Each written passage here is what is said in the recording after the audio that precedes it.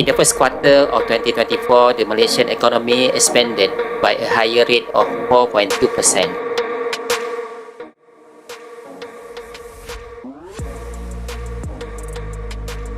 What is inflation? Inflation is an increase in the price of goods and services purchased by households. Inflation is also known as the percentage increase in the consumer price index (CPI) from year to year. What causes inflation? Inflation is caused by a decrease in aggregate supply as much as an increase in aggregate demand.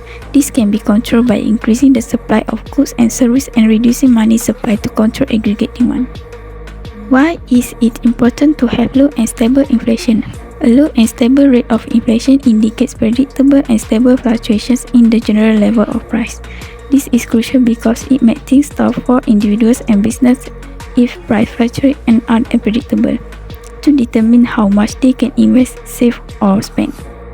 Who is most negatively affected by inflation? The people who fall into the fixed income categories, such as salary workers, teachers, pensioners, and creditors, are the ones who suffer the most from inflation. How can inflation be controlled? The mission of BNM as Malaysia's central bank is to advance financial and monetary stability. The goal is to create the right environment for Malaysia's economy to thrive, stand stable. There are few theories explaining the relationship between inflation and economic growth. First theory is classical growth theory present during Industrial Revolution and suggests that growing population leads to the higher demand for goods and service. Then, Keynesian theory, which developed by Charles Maynard Keynes, assumed that flexible price can lead to excess of supply over demands and potentially causing unemployment. Next, New Classical Growth Theory said that even the country has limited capital and local resources, technology progress can significantly boost GDP. And New Keynesian theory stated that demand and supply is important in achieving economic stability. The last theory is endogenous growth theory, which argued that economic growth is driven by internal factors such as human capital, innovation, and knowledge. Next, for the inflation overview, the first one is gross domestic product. GDP measures a country's economic output and performance, reflecting the value of all goods and services produced in a designated period within national borders. Malaysia's economy has shown resilience and growth, with effective policy measures credited for maintaining low inflation during the periods of economic expansion following the Asian financial crisis in the 1990s. To calculate GDP, Consumer Price Index is utilized to track inflation trends over time. Next, for the inflation rate, interest rates and currency exchange rates significantly influence inflation rates and monetary policy decisions, impacting inflation through capital flows, currency fluctuations, and interest rate policies. Studies have indicated fundamental relationships between inflation and currency rates, emphasizing the impact of exchange rate policies on inflation dynamics. For other factors, such as government expenditures, studies shows that it have direct and indirect effect on inflation.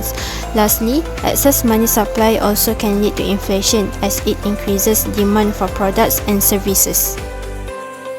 The independent factors had an effect on the dependent variable.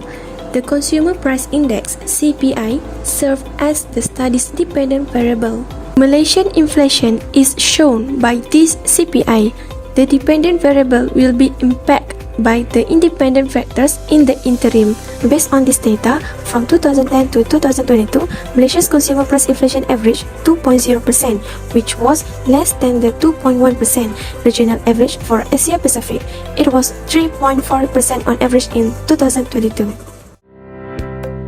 In Malaysia, equilibrium output and total spending are important factors determining the country's economic stability, particularly regarding inflation. The economy is in balance when total expenditure and total production are equal. Effective management of aggregate expenditure is essential to preserve equilibrium production and rein in inflationary trends. Next, policy recommendations. First, monetary policy modification, which is interest rate adjustment, which increase interest rates to control inflation, raise the cost of borrowing to reduce excessive aggregate demand, and also promote saving over spending. Second is measures of fiscal policy, which is public expenditure review, which focus on investment in infrastructure and technology. Also promote sustainable development. Next, control public debt and budget deficits, which is stabilize the economy and prevent inflationary pressures. And then targeted subsidies and social welfare, which is reduce inflation's impact on lower income individuals, provide targeted assistance to marginalized populations, avoid significant overall spending increases. Thirdly, policy on the supply side, which is investment in productivity, which invests in education, technology and infrastructure, then increase economic productivity potential, also shift aggregate supply curve to the right. Next, regulatory and market competitive, which reduce regulatory barriers, promote a competitive market environment, and also lower production costs and increase efficiency. Psych, communication and public awareness, which stable currency rates, which monitor foreign exchange market, maintain ringgit stability, and also prevent imported inflation. Next, observation and information evaluation, which economic indicator monitoring, used to track the GDP growth, unemployment rate, and inflation rate.